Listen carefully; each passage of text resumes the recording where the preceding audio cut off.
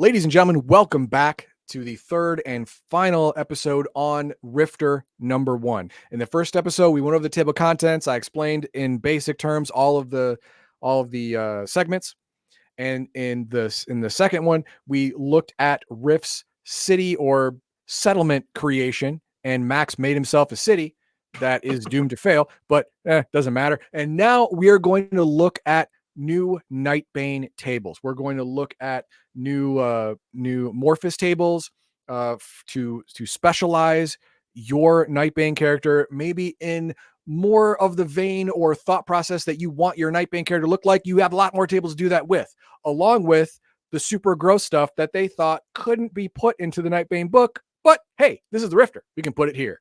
Let's see what it looks like. The best tabletop RPG groups follow these core values to respect the campaign setting, the game, and the people at the table. Refer to the URL in the video's description to donate to the charity we support, the Wounded Warrior Project. Sunday on Rumble and YouTube, we provide tabletop RPG game, system, and setting overviews. Then on Friday, a panel of guests editorialize on the TTRPG hobby as a whole. Thursdays and Saturdays are when Heathen Dog leads his Dirty Casuals video game squad on twitch.tv/Legion of Myth. Please like and share this video with your friends and on social media, and subscribe to Legion of Myth for more tabletop RPG content. All right, if you're looking for your own copy of Rift number 1, guess what? This is what it looks like. And you can get it on Drive-Thru RPG right now.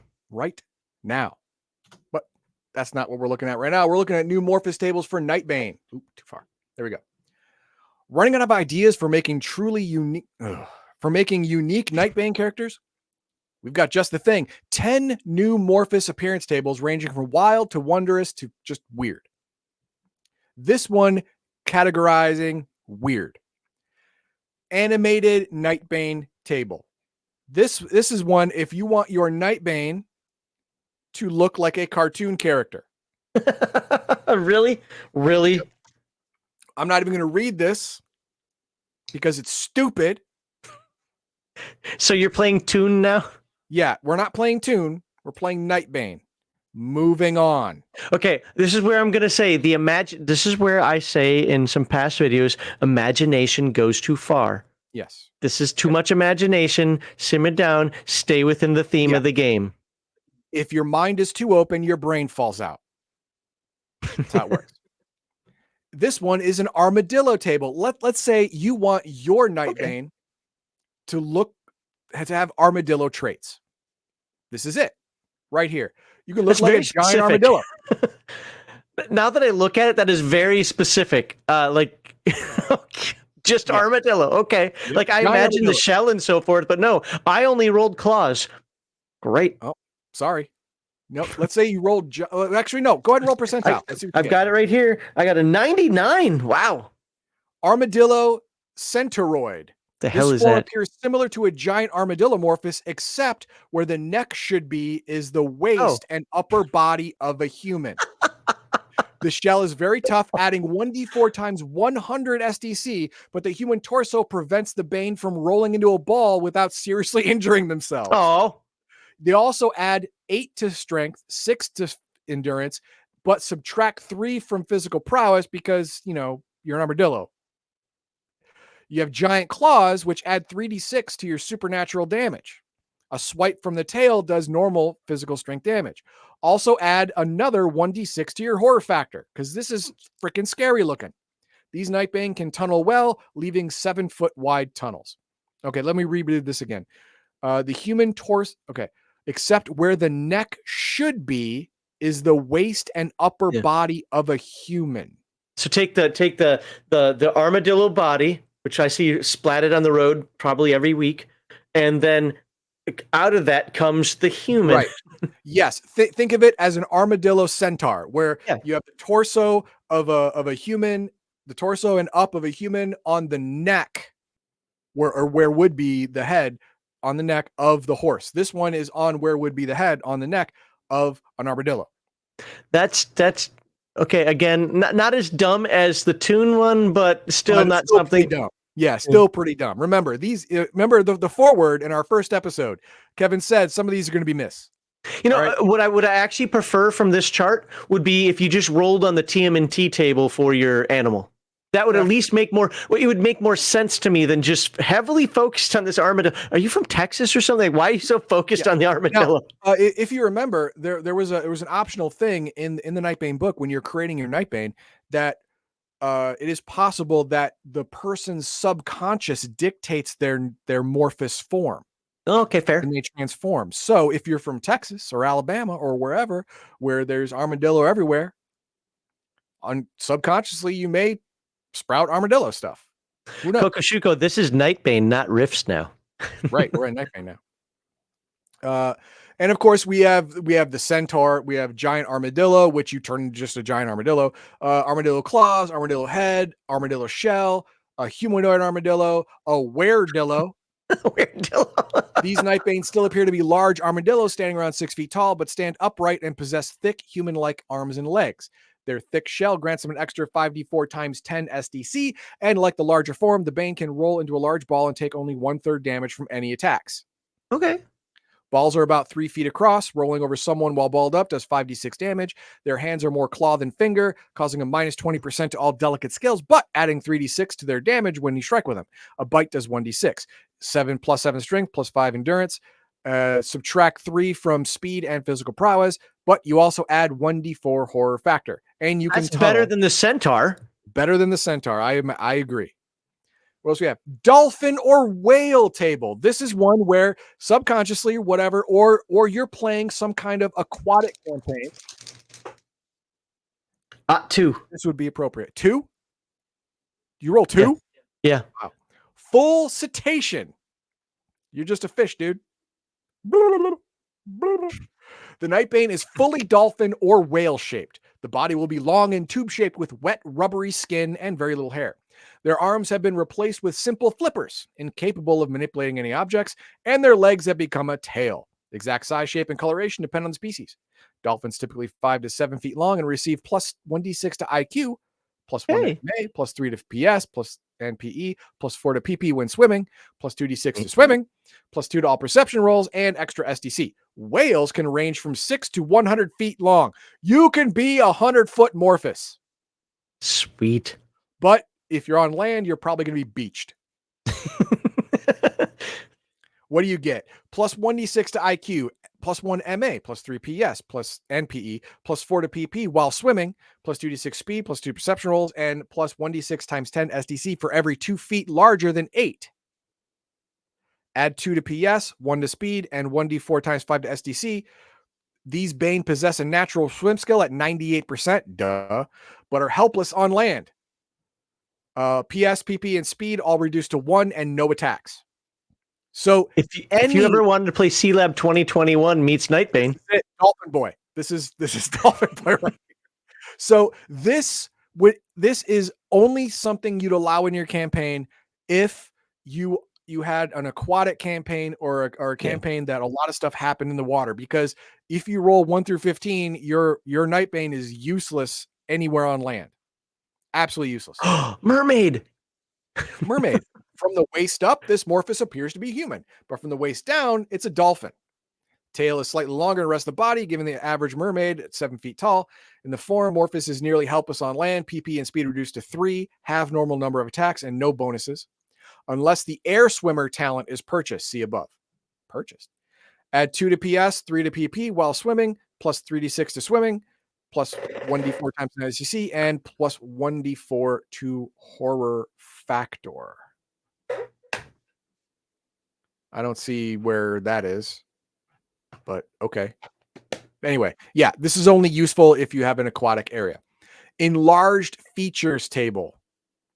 Roll. Oh yeah, you gotta roll this. All right, I got 77. I don't know why I'm not using my die roller. Bulbous belly. That's just you. These characters may not ever actually valued their eating ability. Then again, some might. But this form is more representative of gluttonous and greedy people. The Bane's stomach rolls out in numerous fatty rolls and is soft and squishy. Increase strength by 1d6, reduce PP, PB, and speed by 1d4. That is beautiful, man. Double the character's weight, add 3d6 times 10 SDC. Any blunt blows to the stomach area, even car collisions, do no damage. You're the Blob. The Blob, yeah. You're the Blob from Marvel Comics. Increase horror factor by 1d6. Or you're so fat, you're scary. No, you're fat bastard from Austin Powers. Oh, there you go. Yeah. I want my baby back, baby back, baby back. But also Boulder Butt. That's a fat ass. You want to be thick? Here you go. Giant. By the way, feet. I appreciate the language used in here. I mean that seriously. I appreciate the language used in here. Boulder Butt. Well, it's belly. Obviously it's got comedic taste to it, but it's pretty much saying, like you said, fat ass without saying. You fatty. Swelled chest, enormous hands, muscular arms, bulbous eyes, enlarged cranium. That gives you a plus 2d6 to IQ, 1d6 to ME, and 1d4 to horror factor because you got the giant head. No, just scroll up from that where it says enlarged cranium. Oh, no, I'm sorry. Never mind. You went back. I thought you scrolled down for some reason. Yeah. That was the first thing, 1 through 12. Bulbous eyes, you can see better. You get a plus 3 to any vision-related check. Enormous hands, I'm sure you have a better grab. Swelled chest, lots of SDC. Armor rating of 8, which is basically nothing, but it's, well, fine, I guess. Better than a 5? Better than 5, yeah, there you go. All right, then we have the Everglades table. This is if you, this is, hey, you're playing Nightbane in Dinosaur Swamp. Guess what? You're rolling the Everglades table. That's how it works. Gator Man, oh God, what do I roll? Go ahead and roll. You want Gator Man. I got odd 4. I got Gator Man. You got Florida Man. All right, you are Florida Man. Very similar to the humanoid reptile in the first book, the Gator Man has a humanoid body, although hunched over, covered in tough dark green scales. Their head resembles an alligator with a flat snout, rows of sharp teeth, little or no hair, eyes on top. Jaws have become incredibly powerful, capable of snapping bones easily. Bite does supernatural damage, plus 2d6. Hands and feet have become webbed, and each finger tipped with a powerful claw, adding plus 3 to punch damage, but makes delicate work difficult, minus 15%. Long tail aids them in swimming, 2d6 swimming speed. Add 3 to PS, 1 to ME, 2d6 to speed, and 1d4 times 10 plus 10 to SDC. Armor factor of 12. That is the perfect meth-addicted character. Yep. Armor of 12, horror factor of 1d6. These Nightbane can purchase the elite talents requiring an animal form. That's in the main book. But what else can we get? Mud form. The Bane's body is made of thick mud. Hey, you're in a swamp. What do you want? Bird body. Okay, I can see that. You're some sort of water bird. Crane, pelican, ibis, duck, gull, eagle. What is that? Helicopter, airship man, airboat man? Fanboat man. Fanboat man, yeah. Fanboat man. Airboat. So these aren't part of the natural landscape, but they're a necessity if you want to travel on the Everglades. Again, this is more the subconscious dictates the form. So if you were in Louisiana, you're a Cajun and you ran a fan boat business, and suddenly, oh hell, the dark night came, and you turned into a Nightbane. You could turn into. Scroll up to the image for a second. You know, when Bro got the commission for drawing this, he's like, "Wait, what?" Yeah, airboat. What do you get as Airboat Man? Let's find out. It's right there. Yeah, the fan can be used to propel the character across water or underwater, muddy ground, ice, and sand at their speed attribute plus 2d6 times 10. By lying on their backs, you can become sort of hovercraft, hovering 1 to 6 feet above the ground, but must find another method of going, left, right, forward, and back. The fan makes a deafening noise when on. It makes it impossible to prowl. Duh. Add 2 to physical strength, 3 to physical endurance, 1d6 times 10 to SDC. This form, although not truly ugly, is still frightening, so you only get a 1d4 to horror factor. It's an airboat man, of course it is. Airboat man. Reeded skin. This is reeds for skin. Fish body. And spirit of destruction. Let's see what this is. A generic name. This is either for those Nightbane who actually support the destruction of the wetlands, or those who try to teach a lesson to others through fear and pity. Smokey the Bear in wetlands form. Yeah, Smokey the Bear, only violent. Except that they appear to be normal humans, except your head is completely hidden underneath a ragged cloth hood. Oh my God, no, you're not that. You're the bad guy in every horror movie. You're Jason. Yeah. You're this is you, man. Wait. Not even the face can be seen without close examination. Upon that examination, or if the character pulls back the hood, face reveals all the emotions and horrors summoned by the destruction of the habitat. It reveals the death of innocent beings and their eventual extinction, the slow draining of the life of these millions of square miles, the poison and sickness caused by dumping, God, and it's Greenpeace, man. Maybe soon never seen again. Those witnessing this must make a horror factor of 17 or break down crying and run away, refusing to believe what they saw. Increase ME by 1d6 plus 1, PS by 1, speed by 2d6, SDC by 3d6, but reduce PBMA by 1d6 each. The hood itself only adds 1 to horror factor, but the unmasked face has the effects above. It's Planetina from Rick and Morty. Yeah. These Nightbane can purchase any elite talents that require stigmata. Griffin table. Oh, why not? Be a griffin. All right. I got a 71. Partial griffin. This Nightbane looks like a normal human with certain griffin body parts grafted on. Oh. The head possesses a beak that does 2d6 damage. The eyes grant perfect eyesight. Furry arms and paws add 3 to physical strength and are 50% likely to possess a set of retractable claws, doing 1d8 damage and adding 20% to the climbing skill. Large wings allow the Bane to fly at 65 miles per hour. The Morphus also has a long lion-like tail. Adds 1d6 to horror or awe factor. And it's like the armadillo. You know, you get full griffin, griffin centauroid, partial griffin, humanoid griffin, were griffin. Same thing. Gross. Here we go. Stigmata. Here we go. Here's the gross stuff. Roll it. Can I roll twice? Nope, just once. I got a 25.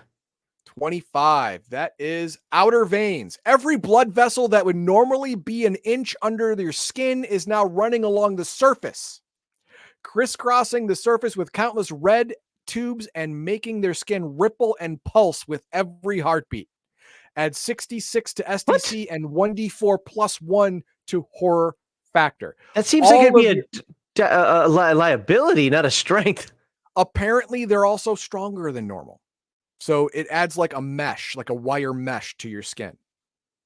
That only has my life force running through it. Yeah, that's great. But it's made of steel, I guess now. I don't know. Yeah, fair.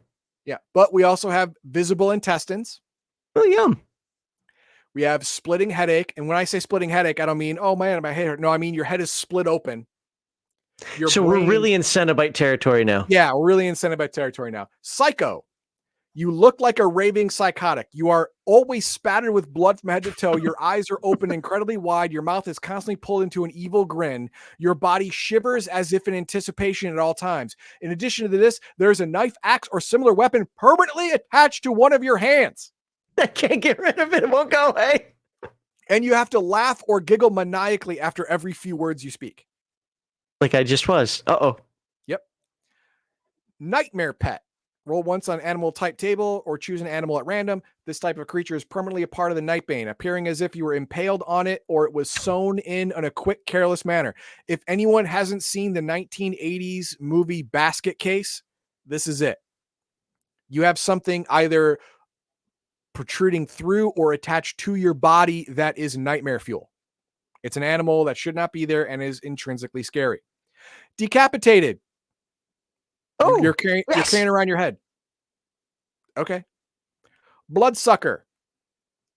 You have canine teeth, enlarged even beyond those for vampires. In addition to the teeth, along with their lips and chin, are constantly dripping with a mixture of blood, drool, and bile. Your eyes are heavily bloodshot and wide, making them look perpetually hungry. A bite from these teeth does 46 damage, plus a victim must save versus lethal poison or take an extra 5d6 damage. Slashed. You look as if someone has taken a razor blade and crisscrossed your face. We call that gang member. Pieces have already fallen or are peeling off, revealing muscles and tendons underneath, along with plenty of blood. Okay, my I would roll the next one. That would be me. Like if I'm rolling up an actual character, I'd be like, oh, well, you got a 37, but yeah, that would be me. 80. We're not even going to read that. That's just stupid. Crushed. Some part of your body looks like it's been crushed beneath a heavy weight or vehicle.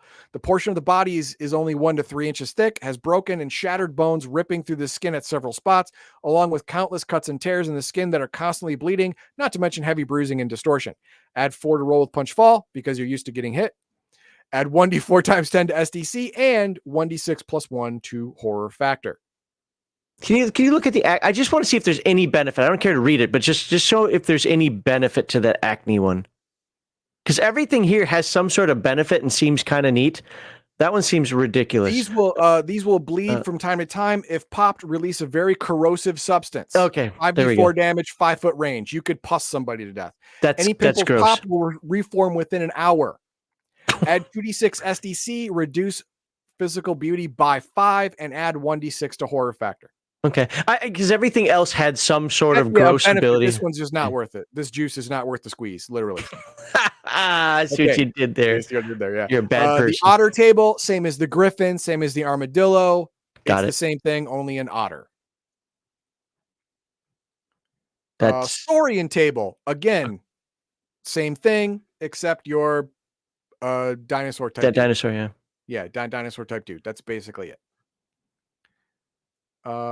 Weird clothing table. Okay, I'll roll. Just one. We'll just do one. We'll do this one. 54.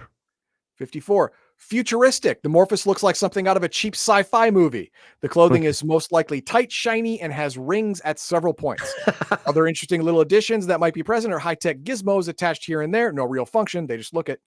A colored visor across the eyes or strange hair colors. Lasers and other high light-based attacks do half damage due to the reflective nature of your clothing. Ooh. Add 46 to SDC and 1d4 to horror factor. I don't know why. These characters can purchase any elite talents requiring a biomechanical form. Again, that's from the main book. But yeah, when you go into your Morphus, you look like a Star Trek character or a stormtrooper or whatever. That's what you look like. We have Old Fogey, Disco Inferno, clown suit, animal costume. You can be a furry. No. A legitimate businessman. You look like a 1920s gangster. Did you see Baby? Where? Right Baby. above. Yeah. Baby. Nope. Oh, opposite sex. Does that mean you're the opposite sex or just a cross-dresser? Let's find out. The Morphus is dressed in clothes that are obviously meant for the nope, you're a cross-dresser. Okay, next. And that's it. That is all. Now remember, again, Kevin said in the beginning, some of these are going to hit, some of these are going to be weird, some of these are going to miss. Well, in these Morphus tables, we've got all three. We've got the triumvirate. Some have hit, some are weird, and some are just miss. Look, again, this is imagination gone wild. And to be fair, Kevin supports imagination. So, I'm glad this didn't make it to the main book. But for it being in the Rifter, to be fair, I think it did give some food for thought. What we talked about earlier, what about the idea of rolling off the TMNT chart to see what your animal form is? Sure. 100%. Something like that. So it's still provided some benefit. What was you say at the beginning? It was stupid, but it wasn't bad. There you go. What do we got for chat? I didn't start anything. Oh, great. I mean, it's not that everything was just bad. It's just that nothing was, it's good commentary between them, but nothing. I get it. Excellent. So that is the Rifter number 1. I am glad I read it. It was interesting. And when it wasn't interesting, it was good. When it wasn't good, it was just funny. So tune in. Maybe I'll do one in the next week or two. Well, actually, not next week. Yeah, you'll be gone. Yeah, but in the next couple of weeks, I'll do number 2. And we can see what that bag of tricks holds for us. Until then, thank you, like and subscribe, and we'll see you next time.